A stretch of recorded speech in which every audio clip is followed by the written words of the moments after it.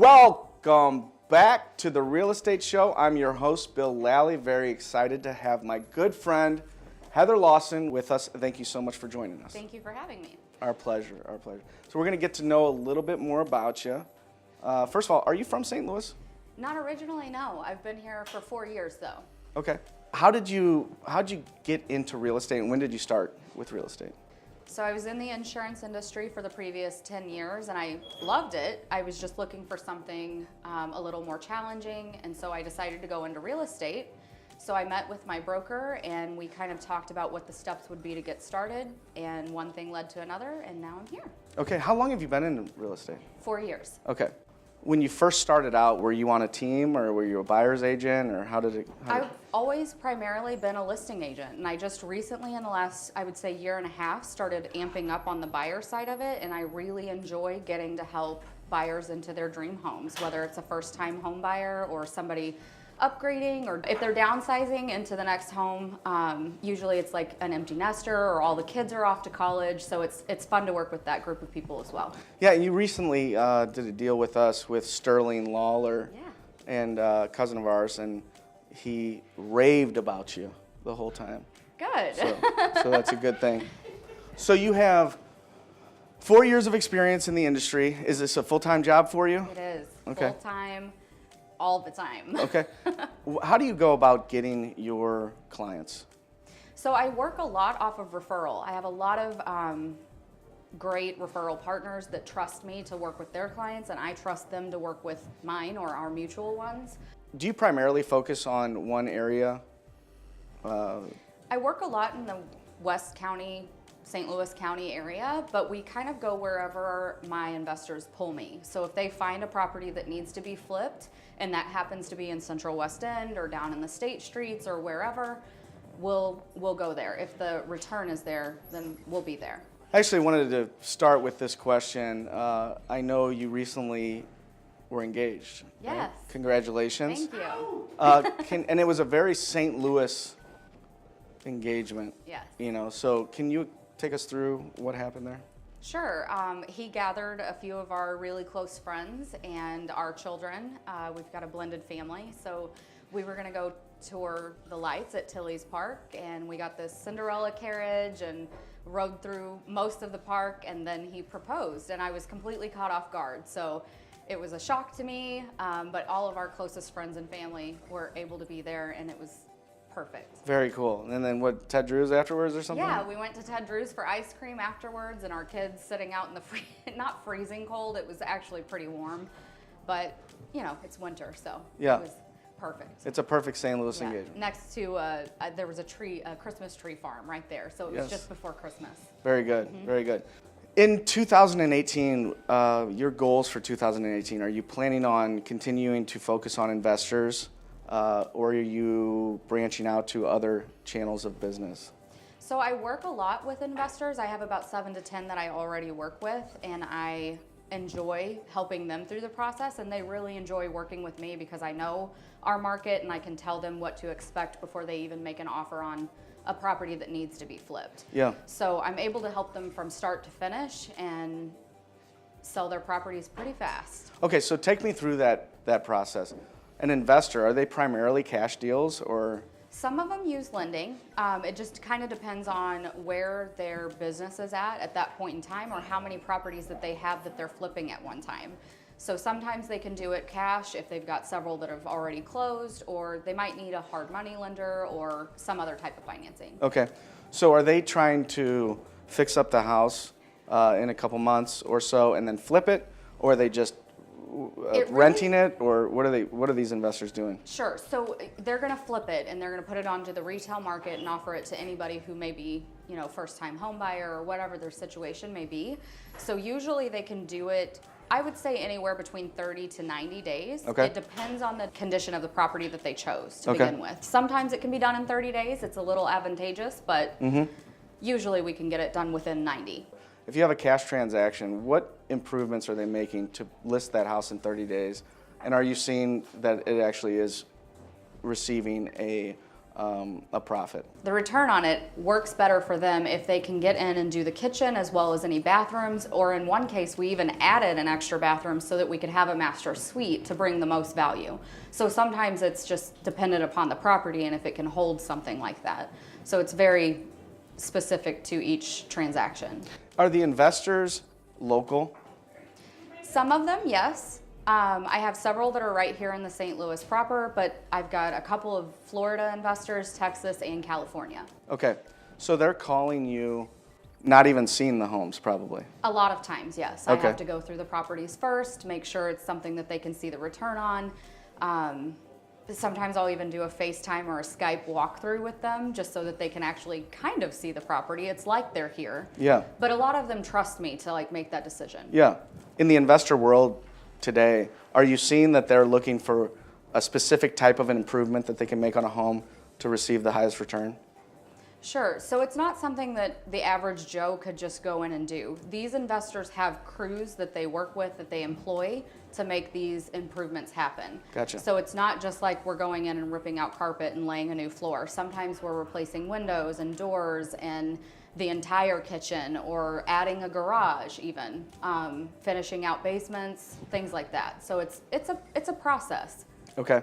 Are they using you for the buyer and then to list the home?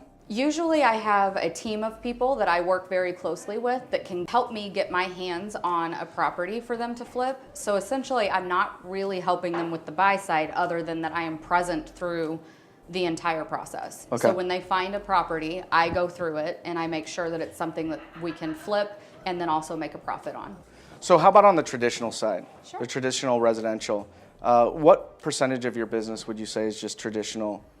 I would say about 75% is traditional, Okay. first-time home buyers or empty nesters going to the next phase of their life. Okay. What would you say is the average amount of homes that you're showing a buyer before they're ready to go? I would say between 5 and 7. Usually after the first 2 to 3 properties, I can tell exactly what they're looking for and hone in on that, and I won't show them anything else Right. that is not fitting that criteria. Even if they send it to me and they say, I think I have to see this, I give them the reasons why it compares to some of the ones they didn't like. Perfect. Are you seeing that the market is still very competitive for competitive and multiple offers? Yes, even in the early parts of the year, it has been difficult for buyers to get in and snatch up the properties, even if they've been on sometimes for more than 30 days. I had a buyer who wanted a property that had an open house on a Saturday. We viewed it the next day, and by the time we were ready to go back in on Monday and see it, it was under contract. Right. Okay, Heather, if somebody was just getting started in the business, what advice would you give a young entrepreneur getting started in real estate? Probably first and foremost, I would say get your marketing plans in place. Definitely set your goals and set them high, and then just crush them. If people are interested in buying or selling real estate and they'd like to get a hold of you, what's the easiest way for them to do so? They can call or text me at 314-914-5314. Very good. And what email? It's hlstlrealestate@gmail.com. And they can follow along on Facebook, which they will hear in my live videos when I'm doing open houses. I give all that same information as well. Well, Heather, it's our pleasure for the interview, and we wish you the best of luck. Thank you. Thank you.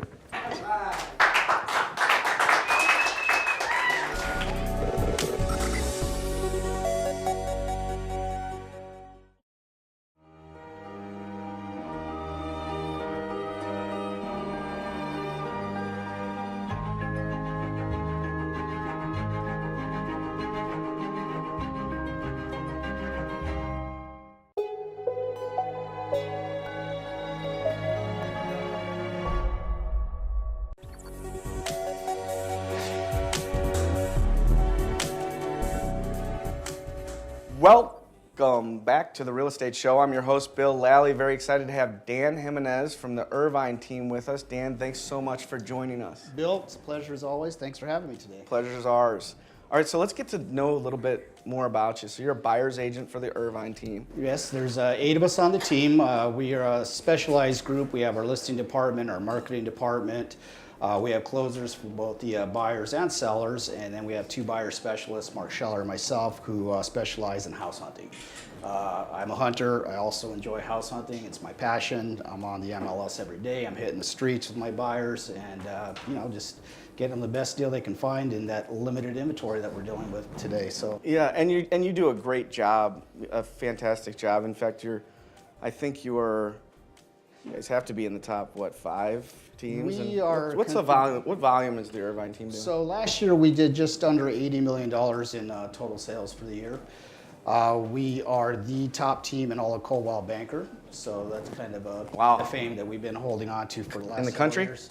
Coldwell Banker's number 1 in all of St. Louis, and we're the top team in all of Coldwell Banker. So Very good. no pressure there to keep Yeah. up those stats, but we are all dedicated to our work. We love what we do, and we're just out there getting it every day. Yeah, and I know Colleen is your fearless leader, and Yes. she's phenomenal. She's an awesome, great soul. awesome listing agent, and that's where the business is all about, getting those listings. And we're always striving to get those listings and get the buyers that come along with it. Yeah. How did you stumble? I know you're not from here. So give a little background about how you came into it. Originally from Tucson, Arizona, I operated a bail business there for 23 years. It was a good time. Times are good when they were good, and towards the end, it got a little complicated, and just was time to jump ship and go in a new direction. So I reinvented myself. We had purchased my wife's family home in Baldwin back in 2002. And we had that as a second home when we were coming back and forth from Arizona to St. Louis.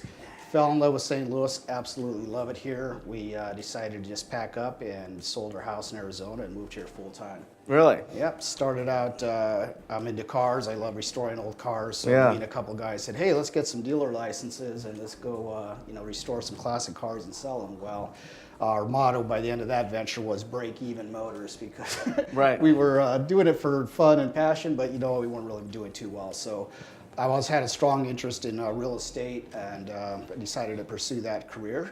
I was licensed, joined Coldwell Banker in 2011, and got an opportunity to work with one of the top agents in the Town and Country office at the time. We worked well together for a few years, and she moved her operations to Dallas, at which time Colleen from the Irvine team approached me, and we interviewed, and we hit it off, and I've been with her since. So Yeah. very fortunate to be part of that team. Yeah, and they love you. Yeah. You know, I love you that. gel with that team and that energy and culture and everything, and you do a great job. In terms of your business in particular, are you working as a team with Mark Scheller? Is this an individual? We're all independent contractors. We all are responsible for our own production, and we get paid accordingly to our own production. We don't have a community pool where we split everything.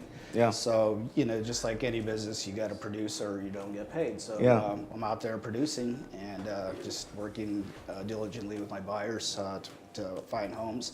The beauty of having specialized individual tasks is that I don't have to spend all my time marketing myself, going out on listing appointments, dealing with contract to close, building inspections, which are an integral part of any contract. It's not finished until you're at the closing table, as you well know. So Yeah. I can focus all my efforts on finding that right home for my buyers and really just negotiating and getting them the best deal possible.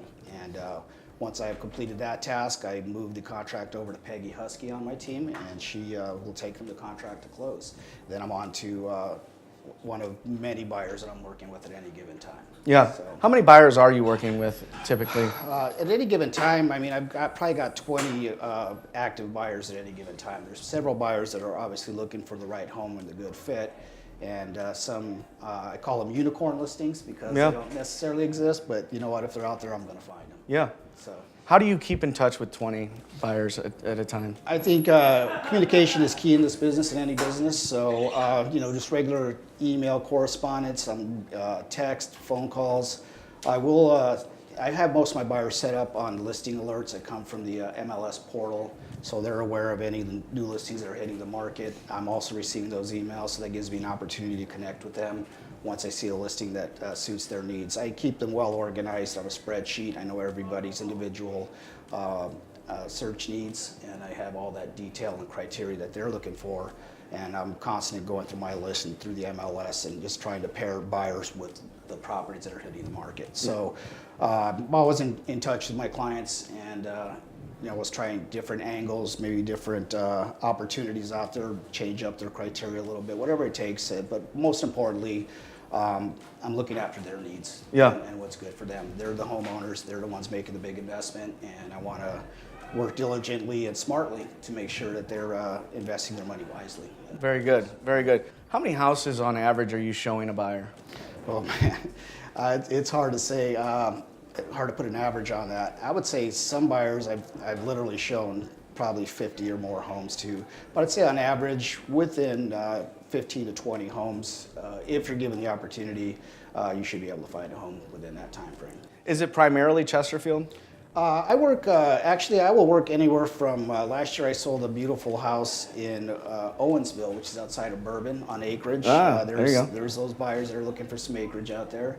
So I'll work from there anywhere to the city, but yes, primarily in the Baldwin and Chesterfield area. I live in Baldwin, I know the area well, I know Chesterfield well, and our office is located in Chesterfield. But we branch out all over wherever we're needed.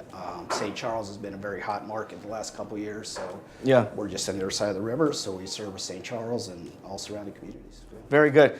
Are you still running in? It's a very competitive market still. More so than ever. More so than ever. The real estate market picked up in the last 3 years, and we've seen a lot of new agents hitting the market as well. So with the business comes the agents, and so competition is very fierce. Definitely fierce on the listing side and the buy side, for that matter. Yeah, being a buyer's agent, your most important. It doesn't matter if you don't win the contract.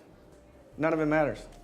So being able to negotiate the contract and have the knowledge to understand that in a multiple offer situation, that you have the expertise and you know what's going to win that contract. What are some of the techniques that you're using to win over a multiple offer situation? Absolutely. Just depending on how much of a risk my buyer is willing to take. Obviously, the most important factor is the price.